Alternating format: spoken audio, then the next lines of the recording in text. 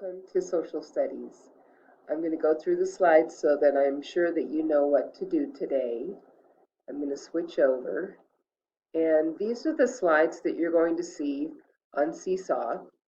And what I'm going to have you do is scroll through these. Social Studies for September 14th, 2020. We are still studying about being a responsible citizen.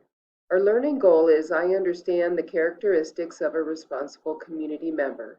And to be successful, I can identify how to be respectful to others. Do unto others. I would like you to watch this video, and to access the video, you click on the title, which is the link.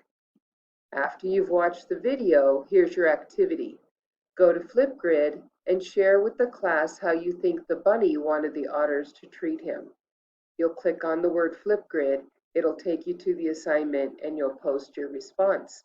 And I hope you have fun learning about respect today.